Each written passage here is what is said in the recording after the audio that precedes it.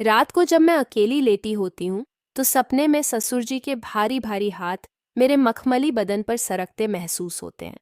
उनकी उंगलियां मेरी कमर को दबाती, गर्दन पर फिसलती और मैं सांस भी नहीं ले पाती।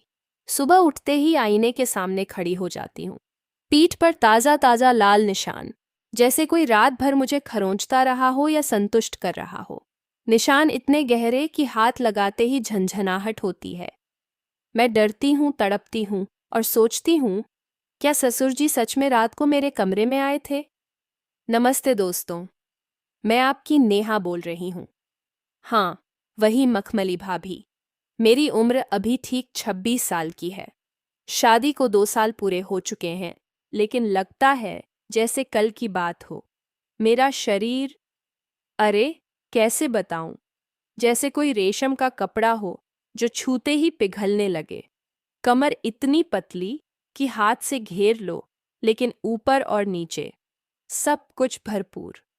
जब मैं घर में साड़ी पहनकर घूमती हूँ, तो साड़ी का पल्लू थोड़ा सरक जाए या आंचल हिल जाए तो लोग कहते हैं नजरें हटती ही नहीं। मेरी चाल में वो मखमली लहर है जो देखने वाले के मन में कुछ न कुछ उभार देती है। मेरे पति राज की नौकरी दिल्ली में है। वो हफ्ते में सिर्फ 1 या 2 दिन आ पाते हैं। बाकी समय मैं ससुराल में सास माँ और ससुर जी के साथ रहती हूँ। ससुर जी का नाम रामचंद्र है। उम्र 55 के आसपास, लेकिन बदन अभी भी इतना कसा हुआ कि देखकर लगता है जैसे कोई जवानी का राज छिपा हो। कंधे चौड़े, छाती चौड़ी, आवाज में वो भारीपन जो सीधे दिल में उतर जाता है। जब वो बोलते हैं तो लगता है जैसे कोई पुराना वादा याद दिला रहे हों। पहले मैं बिल्कुल ऐसी नहीं थी। शादी के बाद तो बस घर संभालना, खाना बनाना, सास माँ की बातें सुनना, राज का इंतजार करना। अगर आप भी ऐसी कहानी बनाना चाहते हैं तो कमेंट कीजिए, पैड कोर्स, लेकिन धीरे धीरे। कुछ ऐसा होने लगा कि रात को नींद उड़ने लगी। ससुर जी शाम को अपनी पुरानी चारपाई पर लेटकर अखबार पढ़ते थे। उनकी आंखें ऊपर से नीचे तक घूमतीं और मैं महसूस करती कि वो नजरें मेरे मखमली बदन को छू रही हैं। मेरे अंदर कुछ तड़पने लगता। मन में ख्याल आता, काश मैं उनको लाइन मार पाती। बस एक बार उनकी नज़र में वो चमक ला पाती जो राज की नज़र में भी नहीं आती। लेकिन डर भी लगता। घर का माहौल ऐसा था कि कोई भी गलत बात बाहर न निकले।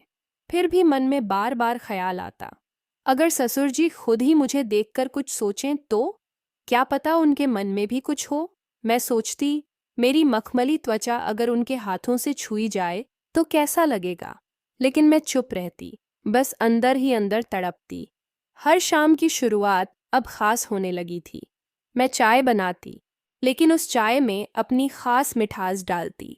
एक शाम मैं उनके कमरे में चाय का ट्रे लेकर गई। उन्होंने अखबार नीचे रखा, मुझे ऊपर से नीचे तक देखा और मुस्कुराए। उनकी मुस्कान में वो गहराई थी जो मेरे बदन में गर्मी फैला गई। नेहा बेटा, आज चाय में कुछ ज्यादा ही स्वाद है। लगता है तुमने अपनी मिठास मिला दी है। मैंने सर झुकाया, लेकिन अंदर से मुस्कुरा रही थी। साड़ी का पल्लू थोड़ा सरका हुआ था। मैंने कहा, ससुर जी, आपकी पसंद का स्वाद तो मैं अच्छी तरह जानती हूँ ना। कभी मीठा, कभी तीखा, जैसा आप चाहें वैसा ही बनाती हूँ। वो हंसे। उनकी हंसी में वो गहराई थी जो मेरे शरीर में उतर गई। मैंने झुककर चाय रखी। साड़ी का आंचल थोड़ा और सरक गया। उन्होंने कुछ नहीं कहा, लेकिन उनकी नज़रें टिकी रहीं। मैं महसूस कर रही थी कि उनकी सांसें थोड़ी तेज हो गई हैं। उस शाम मैं कमरे से निकली तो मेरे बदन में एक अजीब सी लहर दौड़ रही थी। रात को बिस्तर पर लेटी तो सोचती रही, कल और पास जाऊंगी, उनकी नज़रों में वो चमक और बढ़ा दूंगी। मन में बार बार एक ही बात घूम रही थी, ससुर जी अगर खुद मुझे लाइन मारने लगें तो? अगली शाम मैंने उनके लिए पुरानी किताबें साफ करने का बहाना बनाया। उनके कमरे में अलमारी के ऊपर वाली रैक पर धूल जमी थी। मैंने स्टूल लगाया और चढ़ गई। साड़ी थोड़ी ऊपर चढ़ गई। घुटनों तक पैर दिखने लगे। ससुर जी नीचे बैठे सब देख रहे थे।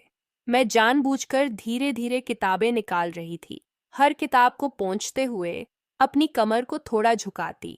ससुर जी, ये पुरानी किताबें भी कितनी भारी हैं, जैसे कोई पुराना राज छिपा हो इनमें।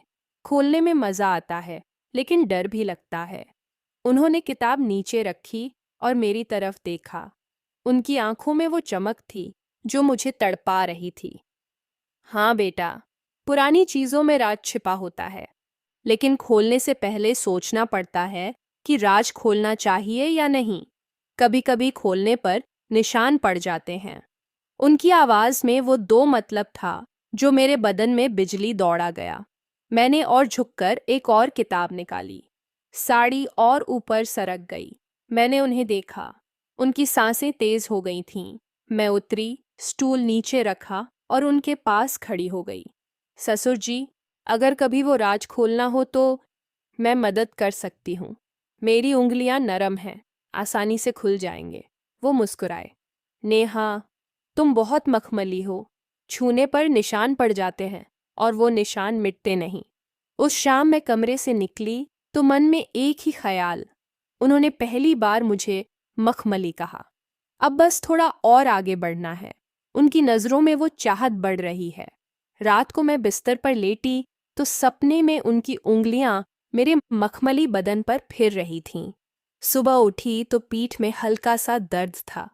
आईने में देखा, पीठ पर हल्के लाल निशान, जैसे कोई उंगलियां दबाई हों। मैं हैरान थी, क्या सपना सच हो गया? लेकिन फिर सोचा, नहीं, ये तो बस मेरी तड़प है। फिर अगले कुछ शाम ऐसे ही बीते। मैं हर शाम उनके कमरे में कोई ना कोई काम ढूंढ लेती। एक शाम मैंने उनके पुराने कुर्ते पर धागा टांकने का काम शुरू किया। वो बैठे थे, मैं उनके सामने बैठ गई। साड़ी का पल्लू थोड़ा सरका हुआ था। मैं धागा डालते हुए अपनी उंगलियां दिखा रही थी। ससुर जी, तुम्हारी उंगलियां इतनी नरम कैसे हैं, जैसे रेशम के धागे। मैंने सिर उठाया और उनकी आंखों में देखा। ससुर जी, नरम उंगलियां तो उन चीज़ों को छूने के लिए होती हैं जो कोमल होती हैं, जैसे आपका दिल। अगर छूं तो शायद गर्मी महसूस हो। उन्होंने मेरे हाथ पर अपना हाथ रख दिया, बस एक पल के लिए। उनकी हथेली की गर्मी मेरे बदन में उतर गई। फिर हटा लिया, लेकिन उस स्पर्श ने मेरे अंदर आग लगा दी।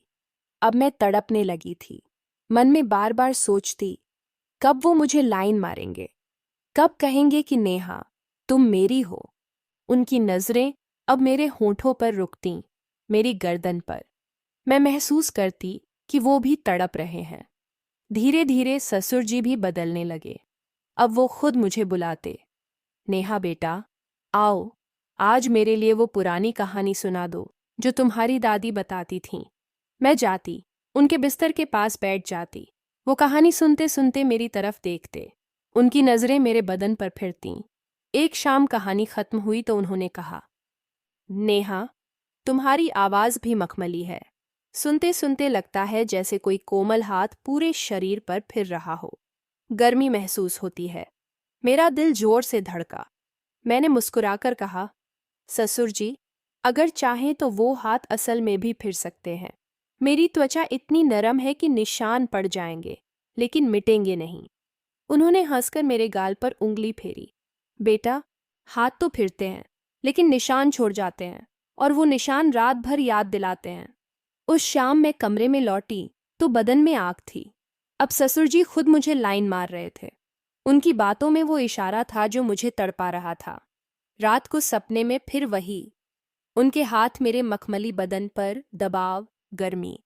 सुबह उठी तो पीठ पर नए लाल निशान, जैसे रात भर कोई खरोंचता रहा हो। मैं आईने के सामने घंटों खड़ी रही। हाथ से छुआ तो गर्मी महसूस हुई। मन में डर और तड़प दोनों।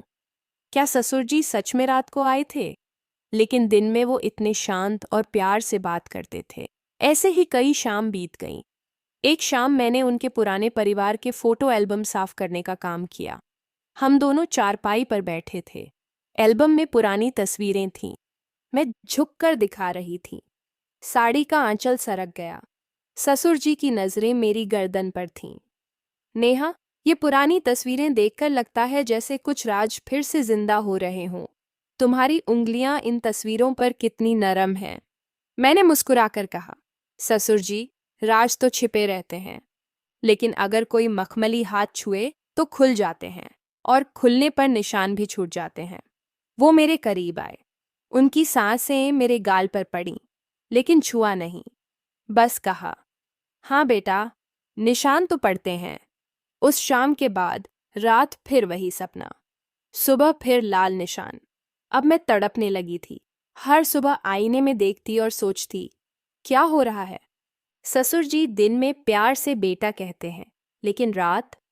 एक और शाम मैंने हिम्मत करके उनसे कहा, ससुर जी, आज मैं आपके कमरे में सोना चाहती हूँ। सास माँ तो गांव गई हैं, घर में अकेले डर लगता है। रात में अगर नींद टूटे तो आप पास ही हैं ना? उन्होंने मेरी आंखों में गहरी नजर डाली और मुस्कुराए। आ जाओ बेटा, लेकिन याद रखना, रात में अगर कुछ तड़पे तो मैं पास हूँ। मेरे हाथ तो हमेशा तैयार हैं। मैं उनके कमरे में लेटी, वो बगल वाले बिस्तर पर। रात भर मैं जागती रही, उनकी सांसें सुनती रही। मन में कल्पना चल रही थी, उनके हाथ मेरे बदन पर, दबाव, गर्मी, निशान। लेकिन कुछ नहीं हुआ। सुबह उठी, फिर वही, पीठ पर ताज़ा लाल निशान, जैसे कोई रात भर खरोंचता रहा हो। मैं रोने लगी, मन में डर और तड़प दोनों। क्या हो रहा है मेरे साथ? ससुर जी ने तो कुछ नहीं किया। फिर ये निशान। फिर एक दिन सब बदल गया। राज दिल्ली से अचानक आ गए। रात को उन्होंने मुझे अपने पास बुलाया। हम दोनों बिस्तर पर थे। उन्होंने मेरी पीठ पर हाथ फेरा और कहा, नेहा, ये निशान क्या है? तुम्हें नींद में खरोंचने की आदत हो गई है? मैं हैरान। क्या? उन्होंने बताया, तुम नींद में बहुत तड़पती हो, सपने में कुछ बोलती हो। ससुर जी टी और हाथ, और खुद ही नाखून से पीठ खरोंच लेती हो।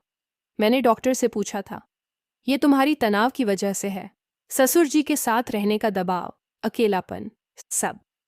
लेकिन दोस्तों, यहीं पर असली ट्विस्ट आया, जो सुनकर हर कोई हिल जाएगा। राज ने आगे बताया, डॉक्टर ने कहा कि यह सिर्फ तनाव नहीं, बल्कि तुम्हारे मन की गहरी लड़ाई है। तुमने खुद को इतना तड़पाया कि शरीर ने इसे असली निशान बना दिया। लेकिन ससुर जी ने सब पहले ही समझ लिया था। उन्होंने मुझे फोन करके बुलाया था। उन्होंने कहा था, राज, नेहा बेटी तड़प रही है, लेकिन मैंने कभी उसकी तरफ गलत नजर नहीं डाली। वो मेरी बेटी है, उसे बचाओ, वरना उसका मन ही उसे खा जाएगा। मैं सुनकर स्तब्ध रह गई। आंखों से आंसू बहने लगे। ससुर जी ने मेरी हर लाइन मारने की कोशिश, हर इशारा, हर सपना, सब देखा था।